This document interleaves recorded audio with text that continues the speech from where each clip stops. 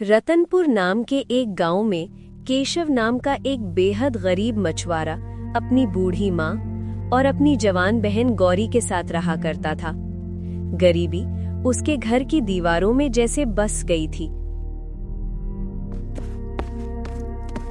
एक दिन केशव शाम को थका हारा पसीने में लथपथ जब घर लौटा तो उसकी माँ ने आशा भरी नजरों से उसे देखा और बोली, क्या हुआ बेटा, तू इतना उदास क्यों लग रहा है?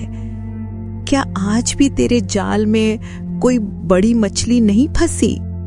अरे क्या बताऊं माँ, किस्मत ही साथ नहीं दे रही।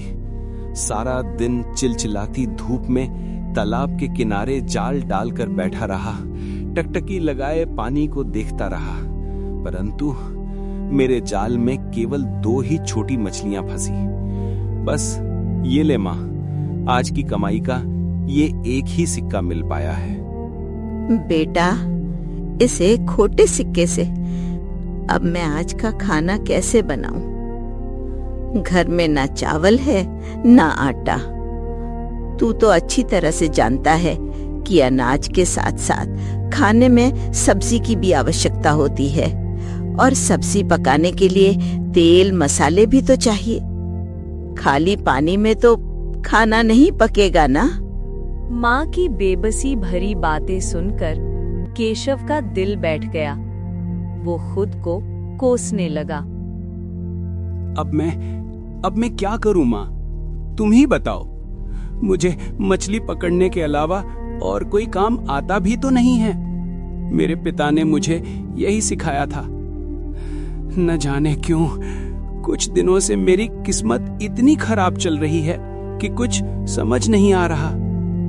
बाकी मछुआरों के जाल मछलियों से भर जाते हैं, वे हंसते खेलते घर जाते हैं, लेकिन मेरा जाल ही पता नहीं क्यों हमेशा खाली रहता है। अब क्या करूं मैं, कहां जाऊं? भैया, आप निराश मत होइए। आप गांव के इस तालाब को छोड़कर दूसरे तालाब में जाकर मछलियां क्यों नहीं पकड़ते? मैंने सुना है कि जंगल के बीचों बीच जो पुराना तालाब है, वहां मछलियां बहुत अधिक हैं और आसानी से जाल में फंस जाती हैं। हाँ गौरी, शायद तुम सही कह रही हो। यहाँ तो किस्मत रूठ गई है। कल मैं जंगल वाले तालाब में जाकर ही मछलियां पकड़ने का प्रयास करूंगा। शायद वहां हमारे दिन बदल जाएं। ये सही रहेगा। हाँ बेटा, कोशिश करने में क्या हर्ज है? आखिर कब तक हम अपना जीवन इस घोर गरीबी में व्यतीत करते रहेंगे? गौरी अब सयानी हो गई है, शादी के लायक हो गई है। कल को उसके हाथ भी पीले करने हैं। अगर घर में दाना नहीं होगा तो ये सब कैसे हो पाएगा? समाज क्या कहेगा? अगली सुबह उम्मीद की एक नई किरण लेकर केशव अपना जाल कंधे पर लादे जंगल की ओर निकल पड़ा। वो अभी जंगल की सीमा तक पहुंचा ही था कि तभी रास्ते में गांव का एक दूसरा मछुआरा, जिसका नाम बिरजू था, उसे मिल गया।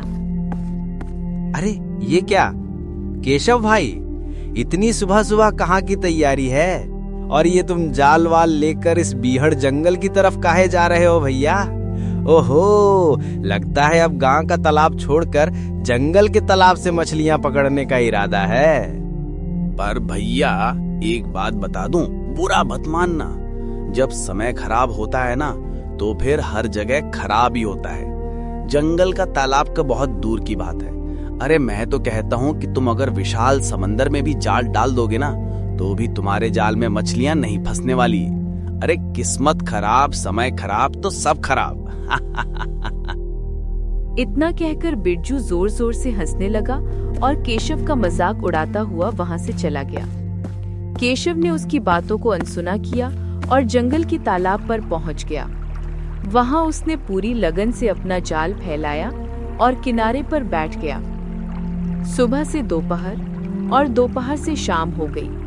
सूरज ढलने को आया, लेकिन जब उसने जाल खींचा तो उसके जाल में केवल 2 ही मछलियां फंसी थीं। वो बिरजू सही कह रहा था। जब समय खराब होता है तो सभी काम खराब होते हैं, चाहे जगह कोई भी हो। अब इन 2 छोटी मछलियों का क्या करूं? इन्हें बाजार में बेचकर क्या मिलेगा? इससे अच्छा है कि आज इन्हें घर ले जाऊं। माँ और गौरी शायद इसे खाकर अपनी भूख मिटा लें। हताश होकर केशव वापस गांव की ओर लौटने लगा। रास्ते में संयोग से उसे फिर वही बिरजू मिल गया। अरे वाह, आज तो जाल भारी लग रहा है। मैं तो समझ रहा था कि जब तुम जंगल के तालाब से लौटोगे तो तुम्हारा जाल मछलियों से लबालब भरा होगा। उठाने के लिए 2 लोगों की जरूरत पड़ेगी। ए ससुरा, तुम्हारे जाल में तो केवल 2 ही ठो मछली फंसी है। धत तेरी की, इतनी मछलियां तो तुम्हारे जाल में गांव के तालाब में ही फंस जाती थीं। फिर जंगल जाकर भूखे प्यासे बैठकर इतना थकने की क्या आवश्यकता थी? मेरी बात मान क्यों नहीं लेती? मैंने कहा था ना, समय खराब, किस्मत खराब तो सब काम खराब। इतना कहकर बिरजू फिर से व्यंग्य भरी हंसी हंसता हुआ वहां से चला गया। केशव का दिल छलनी हो गया। वो सिर झुकाए घर लौटा और वो 2 मछलियां अपनी माँ और बहन के सामने रख दी। भैया, केवल ये 2 मछलियां? केवल ये 2 मछलियां? हम 3 लोग हैं, इससे क्या होगा? अब जो है यही है गौरी। मैंने बहुत कोशिश की, इसे ही पका कर खा लो। कम से कम तुम दोनों का पेट तो भरे। अब मैं क्या करूं गौरी? तुम्हारे कहने पर मैं जंगल के बीहड़ तालाब में भी गया था, परंतु वहां भी वही हाल रहा। केवल 2 मछलियां। भाग्य ही मुझसे रूठ गया है। अब तो मुझे बिरजू और दूसरे मछुआरों की बात पर विश्वास होने लगा है, जो मेरा मजाक उड़ाते हैं। वो बिल्कुल सही कहते हैं। मेरा भाग्य इस समय मेरा साथ नहीं दे रहा। बड़ी बेकार किस्मत लिखवा कर लाया हूं मैं। केशव की टूटी हुई आवाज सुनकर उसकी माँ और बहन की आंखों में आंसू आ गए। घर में सन्नाटा पसर गया। अगली सुबह केशव ने फिर हिम्मत जुटाई और गांव के तालाब पर चला गया। वो सुबह से लेकर शाम तक जाल डाले बैठा रहा। एक उम्मीद थी जो धीरे धीरे दम तोड़ रही थी। शाम हुई, जाल खींचा, परंतु उसके जाल में एक भी मछली नहीं फंसी। क्यों बिरजू भाई, आज तो पूरी तरह से ठन ठन गोपाल। अरे पहले तो तेरे रहम से जाल में 1 या 2 मछली फंस भी जाती थी गलती से, आज तो एक भी मछली नहीं फंसी। अरे लगता है तेरी किस्मत बहुत ज्यादा खराब है।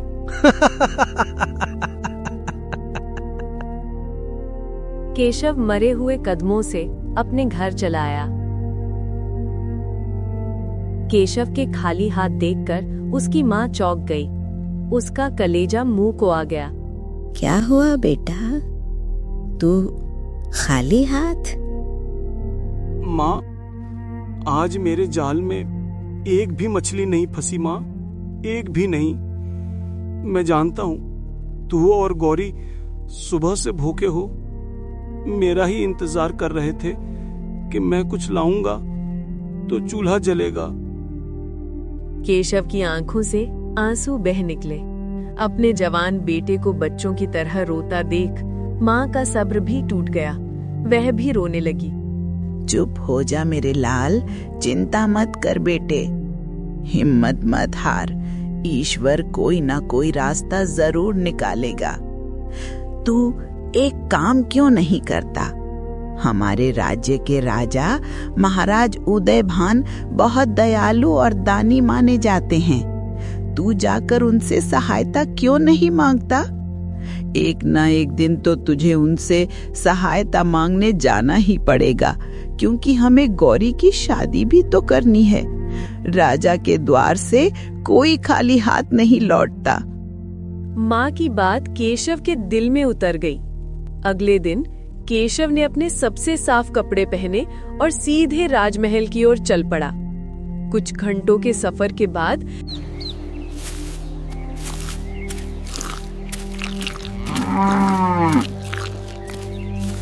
केशव राज दरबार में खड़ा था। सामने सिंहासन पर राजा उदयभान बैठे थे, जो किसी गहरी सोच में डूबे हुए थे। महाराज की जय हो। महाराज, मैं आपके राज्य के रतनपुर गांव का रहने वाला हूँ। मैं एक बहुत ही गरीब मछुआरा हूँ। कुछ दिनों से मेरा भाग्य मेरा साथ नहीं दे रहा है। मेरे जाल में मछलियाँ बिल्कुल नहीं फंस रहीं। मेरा परिवार भूखा है। घर में अन्न का एक दाना नहीं है और मेरी बहन गौरी भी विवाह योग्य हो चुकी है। मुझे उसकी शादी भी करनी है। मैंने सुना है कि आप अपनी प्रजा के प्रति बहुत ही दयालु हैं। मेरी सहायता कीजिए महाराज। दुहाई है महाराज, मेरी मदद कीजिए। राजा उदयभान ने अपनी सोच से बाहर निकलकर गहरी और तीखी नजर से केशव को देखा। अचानक ना जाने उन्हें क्या हुआ, वे गुस्से में अपने सिंहासन से उठ खड़े हुए। अरे तो मैं क्या करूं? क्या अब मेरे इतने बुरे दिन आ गए हैं कि मैं तुम जैसे दो कौड़ी के गरीब मछुआरों की निजी समस्याएं सुलझाऊं? अगर तेरा भाग्य तेरा साथ नहीं दे रहा तो इसमें राजा क्या कर सकता है? क्या मैं तेरा भाग्य बदल दूं? हाँ? राजा का ये रौद्र रूप देखकर दरबार में सन्नाटा छा गया। सभी दरबारी आश्चर्य से राजा उदयभान की ओर देखने लगे। एक बुजुर्ग दरबारी हिम्मत करके अपनी जगह से उठा। महाराज, क्षमा करें, किंतु ये क्या? हमारे महल का तो सदियों से नियम रहा है कि कोई भी फरियादी खाली हाथ नहीं जाता। मैंने अपने पूरे जीवन में कभी आपको इस तरह से किसी लाचार गरीब को अपमानित करते हुए नहीं देखा। ये हमारे कुल की परंपरा नहीं है। बकवास बंद करो, अपनी जबान को लगाम दो। अगर तुम्हें इतना ही बुरा लग रहा है तो तुम ही कर दो इसकी मदद। लुटा दो अपनी जागीर इस पार। दरबारी राजा का क्रोध देख चुपचाप सिर झुकाकर बैठ गया। राजा उदयभान ने फिर केशव की ओर देखा। अब खड़े खड़े मेरा मुंह क्या देख रहे हो बेवकूफ? चले जाओ यहाँ से। और सुनो, आज के बाद हम ऐलान करते हैं कि हमारे महल में कोई भी गरीब, भिखारी या फटे हाल व्यक्ति प्रवेश नहीं करेगा। सैनिकों, इस बात का खास ख्याल रखा जाए। मुख्य द्वार बंद कर दिए जाएं गरीबों के लिए। राजा उदयभान ने केशव को सरेआम अपमानित करके महल से बाहर निकाल दिया। केशव का स्वाभिमान तार तार हो चुका था। आंखों में आंसू लिए वो गिरता पड़ता अपने घर वापस आया। उसने राजमहल का सारा किस्सा अपनी माँ को सुनाया। परंतु बेटा, राजा उदयभान तो प्रजापालक थे। वे तो बहुत ही दयालु राजा माने जाते थे। मेरी समझ में नहीं आ रहा कि आज उन्हें क्या हो गया। उन्होंने तुम्हारी मदद क्यों नहीं की और उल्टा तुम्हें अपमानित करके बाहर क्यों निकाल दिया? ये तो अनर्थ हो गया। माँ, जब किसी का भाग्य ही साथ नहीं देता तो फिर कोई राजा क्या, भगवान भी साथ नहीं देता। अब मैं क्या करूं माँ? हम कैसे जिएंगे? भैया, आप हिम्मत मत हारिए। आप तो हमारे घर की ढाल हैं। देखना, एक न एक दिन हमारा भाग्य जरूर बदलेगा। ईश्वर परीक्षा ले रहा है हमारी। हाँ गौरी, बस तेरी इन्हीं बातों से मुझे थोड़ी हिम्मत मिलती है। तू सही कहती है, एक दिन भाग्य जरूर बदलेगा। हर काली रात के बाद सवेरा जरूर होता है। मैं हार नहीं मानूंगा।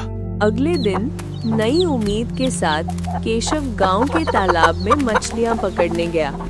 वहां बिरजू और कुछ अन्य मछुआरे पहले से बैठे हुए थे।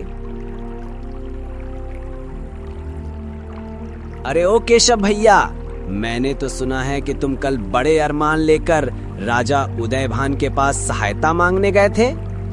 सुना है राजा ने तुम्हें धक्के मारकर अपमानित करके भगा दिया वहां से। सच है क्या? है भैया, हमने तो कभी ऐसा नहीं सुना कि हमारे महाराज ने किसी गरीब को ऐसे बुरी तरह से बेइज्जत किया हो। वे तो दानी हैं। अरे मैं बताऊं इसमें सारा दोष किसका है? ये राजा का दोष नहीं है, ये तो इस केशव के फूटे भाग्य का दोष है। जब इसकी किस्मत ही साथ नहीं दे रही तो महाराज इसकी मदद करके काहे को इसकी पनौती अपने सिर ले हैं? नहीं तो और नहीं तो क्या। ए भैया केशव, इतनी खराब किस्मत वाला तो मैंने आज तक नहीं देखा। अब तो सुना है राजा ने भी अपने महल में गरीबों के प्रवेश पर रोक लगा दी। और ये सब किसकी वजह से हुआ? ये केशव की वजह से। इसने महल में कदम रखा और अपनी बदकिस्मती से सब गरीबों के रास्ते बंद कर दिए। सुनो केशव, मैं तुम्हारे हाथ जोड़ता हूँ, अब तुम इस तालाब में मत आया करो। तुम जंगल में ही जाकर अपनी मनुष्यत फैलाओ। अरे भैया, मुझे डर है कि कहीं तुम्हारे खराब किस्मत की छाया इस तालाब के पानी पर ना पड़ जाए तो हमारी मछलियां भी भाग जाएंगी, हमको भी लेने के देने पड़ जाएंगे। जाओ यहाँ से। उन मछुआरों की कड़वी और चुभने वाली बातों से केशव अंदर तक टूट गया। उसे लगा जैसे पूरी दुनिया उसके खिलाफ हो गई है। आंखों में आंसू लिए वो अपमान का घूंट पीकर वहां से जंगल के उस सुनसान तालाब की ओर चल दिया। वहां पहुंचकर उसने अपना जाल तालाब में फेंक दिया। केशव सुबह से शाम तक बिना पानी पिए भूखा प्यासा अपना जाल तालाब में डाले बैठा रहा। सूरज डूबने को था, अंधेरा घिरने लगा था। थक हार कर भी उसके जाल में एक भी मछली नहीं फंसी। हे भगवान, आज तो मेरे जाल में एक भी मछली नहीं फंसी। मेरा परिवार कब से भूखा है। अगर आज भी खाली हाथ लौटूंगा तो सब खत्म हो जाएगा। मेरी माँ और बहन भूख से मर जाएंगी। दया करो प्रभु, क्या करूं मैं? केशव की आंखों से बेबसी के आंसू टपककर तालाब के पानी में गिर ही रहे थे कि तभी अचानक केशव का जाल बहुत भारी हो गया, जैसे कोई बहुत बड़ी चीज उसमें फंस गई हो। केशव ने पूरी ताकत लगाकर जाल खींचा और जब जाल बाहर आया तो केशव की आंखें फटी की फटी रह गई। जाल में मछली नहीं बल्कि एक पुराने जमाने का बंद चिराग फंसा हुआ था जिसमें एक जिन कैद था। केशव डरते डरते उस बर्तन का ढक्कन खोलता है। ढक्कन खुलते ही उसमें से काले धुएं का एक बवंडर निकलता है और देखते ही देखते वो धुआं एक विशालकाय जीन के रूप में बदल जाता है। केशव डर के मारे पीछे गिर पड़ता है। हा हा हा, आजादी, सैकड़ों सालों बाद आजादी। हे मानव, डरो मत, तुमने मुझे इस कैद से बाहर निकाला है। मैं तुम्हारा गुलाम नहीं बल्कि तुम्हारा ऋणी हूँ, लेकिन मेरी पूरी आजादी अभी बाकी है। तुम कौन हो और तुम मुझसे क्या चाहते हो? मेरे पास तुम्हें देने के लिए कुछ नहीं है। मैं तो खुद एक बदनसीब मछुआरा हूँ। मुझे धन दौलत नहीं चाहिए। मेरी आजादी की एक ही शर्त है। मुझे जिसने कैद किया था उसने श्राप दिया था कि मैं तब तक पूरी तरह आजाद नहीं हो पाऊंगा जब तक कि मुझे आजाद करने वाला इंसान उस अहंकारी राजा उदयभान की बेटी राजकुमारी रूपमती से विवाह न कर ले। क्या? राजा उदयभान की बेटी से विवाह?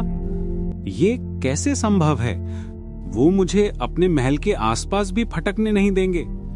उन्होंने तो मुझे धक्के मारकर निकाला था। मैं एक गरीब मछुआरा और वो राजकुमारी, ये असंभव है। कुछ भी असंभव नहीं है। राजा ने राजकुमारी के विवाह के लिए कल एक विचित्र प्रतियोगिता रखी है। राजा को अपने अहंकार पर बहुत घमंड है। तुम्हें वहां जाना होगा। डरो मत, अपनी बुद्धि का प्रयोग करना। अगर तुम उस प्रतियोगिता को जीत गए तो मेरी आजादी और तुम्हारी गरीबी का अंत दोनों साथ में होगा। जाओ केशव, कल सुबह राजमहल जाओ। केशव पूरी रात सोचता रहा। अगली सुबह वो हिम्मत करके राजमहल के उस मैदान में पहुंचा जहां स्वयंवर आयोजित था। वहां बड़े बड़े राजा, महाराजा और राजकुमार आए हुए थे। मैदान के बीचों बीच एक बहुत बड़ा गड्ढा खोदा गया था जो दलदल और कीचड़ से लबालब भरा था। सुनो सुनो मेरे वीर अतिथियों, मेरी शर्त बहुत सरल है। आप सबको इस कीचड़ से भरे गड्ढे में उतरना है और अच्छी तरह इसमें लोटना है। शर्त यह है कि बाहर आने के बाद आपको अपने शरीर को साफ करना होगा, लेकिन सफाई के लिए केवल 1 लोटा पानी और 1 गमछा, तौलिया ही दिया जाएगा। जो व्यक्ति 1 लोटा पानी से अपने शरीर का जर्रा जर्रा साफ कर देगा कि 1 कण भी मिट्टी ना बचे, उसी से मेरी बेटी का विवाह होगा। शर्त सुनकर सब हैरान रह गए। 1 लोटा पानी से पूरा कीचड़ कैसे साफ होगा? फिर भी राजकुमारी की सुंदरता के लिए एक एक करके राजकुमार आने लगे। कोई कीचड़ में कूदा, बाहर आया और जैसे ही 1 लोटा पानी डाला, वो पानी तो केवल चेहरा धोने में ही खत्म हो गया। शरीर पर मिट्टी वैसी की वैसी रही। कोई भी सफल नहीं हो पाया। सब हार मान गए। लगता है दुनिया में कोई ऐसा वीर या बुद्धिमान नहीं जो मेरी साधारण सी शर्त पूरी कर सके। क्या मेरी बेटी कुंवारी ही रहेगी? तभी भीड़ को चीरता हुआ केशव आगे आया। फटे पुराने कपड़े और चेहरे पर आत्मविश्वास। महाराज, अगर आप आज्ञा दें तो क्या मैं एक साधारण मछुआरा अपनी किस्मत आजमा सकता हूँ? केशव को देखते ही राजा का चेहरा गुस्से से लाल हो गया। भीड़ में खड़े बिरजू और अन्य लोग जोर जोर से हंसने लगे। अरे देखो, ये पागल फिर आ गया। अरे जब बड़े बड़े राजा नहीं कर पाए तो ये मछुआरा क्या करेगा? कीचड़ में मुंह काला कराने आया है। इसकी किस्मत तो वैसे ही खराब है। तुम तो वही भिखारी हो ना जिसे मैंने बाहर फेंकवाया था। ठीक है, जाओ कूदो। जब बड़े बड़े धुरंधर हार गए तो तुम अपनी बेइज्जती करवाने का शौक क्यों छोड़ोगे? जाओ मरो उस कीचड़ में। केशव ने सबकी बातों को अनसुना कर दिया। उसने भगवान का नाम लिया और कीचड़ से भरे गड्ढे में कूद गया। उसने अच्छी तरह अपने पूरे शरीर पर कीचड़ लपेटा। लोग उसका मजाक उड़ा रहे थे। केशव बाहर निकला। वो सिर से पैर तक कीचड़ में सना हुआ था, लेकिन केशव ने पानी नहीं उठाया। वो कीचड़ में सना हुआ ही मैदान में पड़ी सूखी धूल और रेत पर लेट गया और वहां लोटने लगा। गीले कीचड़ के ऊपर सूखी धूल की एक मोटी परत जम गई। सब हैरान होकर देख रहे थे कि ये पागल कर क्या रहा है। इसके बाद केशव तपती हुई धूप में सीधा खड़ा हो गया। धूप तेज थी। थोड़ी ही देर में केशव के शरीर पर लगा कीचड़ और धूल सूखने लगी। जैसे खेत की मिट्टी सूखकर फट जाती है, वैसे ही उसके शरीर की मिट्टी सूखकर पपड़ी बनकर टूटने लगी। केशव ने अपने हाथों से शरीर को झाड़ा। सूखी हुई मिट्टी की पपड़ियां अपने आप झड़कर नीचे गिरने लगी। धूल की रगड़ से कीचड़ पूरी तरह छूट गया। अब उसके शरीर पर केवल हल्की धूल बची थी। केशव ने गमछे को उस 1 लोटा पानी में भिगोया और अपने शरीर को पोंछ लिया। क्योंकि कीचड़ पहले ही झड़ चुका था, गीले गमछे ने बची खुची धूल साफ कर दी। केशव का शरीर सोने की तरह चमकने लगा। एक भी कण मिट्टी का नहीं बचा था। पूरा मैदान सन्न रह गया। और फिर अचानक जनता ने तालियां बजानी शुरू कर दी। ये नहीं हो सकता, ये तो धोखा है। मैं अपनी बेटी एक मछुआरे को नहीं दे सकता। सैनिकों, इसे बाहर निकालो। राजा अपनी जुबान से पलटने लगा, लेकिन तभी दरबार में बैठे अन्य राजा और स्वयं प्रजा विरोध में खड़ी हो गई। राजन, रघुकुल रीत सदा चली आई, प्राण जाए पर वचन न जाई। यह लड़का शर्त जीता है। आपने ये नहीं कहा था कि जीतने वाला राजा होना चाहिए। आपको विवाह करना ही होगा, नहीं तो ये आपके कुल पर कलंक होगा। जनता का आक्रोश देखकर राजा उदयभान को झुकना पड़ा। भारी मन और गुस्से के साथ उसे अपनी बेटी रूपमती का विवाह केशव से करना पड़ा। केशव अपनी दुल्हन को लेकर राजमहल से विदा हुआ और अपने छोटे से घर की ओर चल पड़ा। घर पहुंचकर केशव ने अपनी पत्नी रूपमती को बैठाया। रूपमती रो रही थी। मेरे पिता ने मेरे साथ ये क्या किया? एक मछुआरे के पल्ले बांध दिया। मेरा जीवन तो नर्क हो गया। राजकुमारी, रोइए मत। मैं भले ही मछुआरा हूं, लेकिन मैंने ये विवाह केवल अपनी खुशी के लिए नहीं किया। मेरे पास एक राज है। केशव ने रूपमती को जीन, उसकी आजादी की शर्त और राजा के अपमान की सारी कहानी सच सच बता दी। केशव की ईमानदारी देखकर रूपमती चुप हो गई। अगर मेरे पिता ने बिना कारण आपको अपमानित किया था, तो उन्हें उनके कर्मों की सजा मिली है। मैं अपनी नियति स्वीकार करती हूँ, लेकिन अब आप क्या करेंगे? अब हमें उस जिन को वचन मुक्त करना है। चलो जंगल की ओर। केशव और रूपमती जंगल के उसी तालाब के पास पहुंचे। केशव ने जीन को पुकारा, लेकिन जीन के आने से पहले ही वहां का मौसम बदल गया। आंधी चलने लगी। तभी वहां जंगल के एक पुराने खंडहर से एक भयानक आवाज आई। केशव और रूपमती आगे बढ़े। रास्ते में उन्हें एक बूढ़ा साधु मिला। रुको बेटा, आगे मत जाओ, वहां खतरा है। जिस जीन को तुम ढूंढ रहे हो, उसकी जान उस खंडहर में रहने वाले एक मायावी दानव के पास मौजूद जादुई चिराग में है। वो दानव बहुत शक्तिशाली है। दोपहर के समय वो दानव वहां नहीं होता।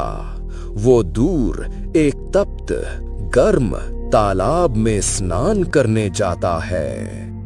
वही सही समय है। हमें क्या करना होगा बाबा? दानव के पास जो चिराग है, उसे कोई साधारण पुरुष हाथ नहीं लगा सकता। उसे केवल एक सुहागन स्त्री ही छू सकती है। अगर तुम्हारी पत्नी उस चिराग को रगड़ेगी, तभी वो जीन पूरी तरह आजाद होगा और तुम्हारी मदद कर पाएगा। जाओ, समय कम है। केशव और रूपमती खंडहर में पहुंचे। वहां एक भयानक सन्नाटा था। दानव स्नान करने गया था। उन्होंने देखा कि एक ऊंचे पत्थर पर वो पुराना जादुई चिराग रखा है। रूपमती जल्दी करो, दानव के आने से पहले तुम्हें इसे रगड़ना होगा। रूपमती डरते डरते आगे बढ़ी। उसने चिराग उठाया। जैसे ही उसने चिराग को छुआ, चिराग चमकने लगा। रूपमती ने जोर से चिराग को रगड़ा। रगड़ते ही जोरदार धमाका हुआ और उसमें से वही जिन बाहर आ गया। लेकिन इस बार वो पहले से कई गुना विशाल और शक्तिशाली लग रहा था। आजाद, मैं पूरी तरह आजाद हूँ। धन्यवाद मेरे दोस्त। तभी धरती हिलने लगी। दानव स्नान करके वापस आ चुका था। अपने चिराग को छुआ देख वो गुस्से से पागल हो गया। किसने मेरे चिराग को हाथ लगाया? आज मैं तुम सबको कच्चा चबा जाऊंगा। दानव केशव की ओर लपका, लेकिन तभी जीन बीच में आ गया। जीन और दानव के बीच भयंकर युद्ध छिड़ गया। जीन ने अपनी जादुई तलवार से दानव का अंत कर दिया।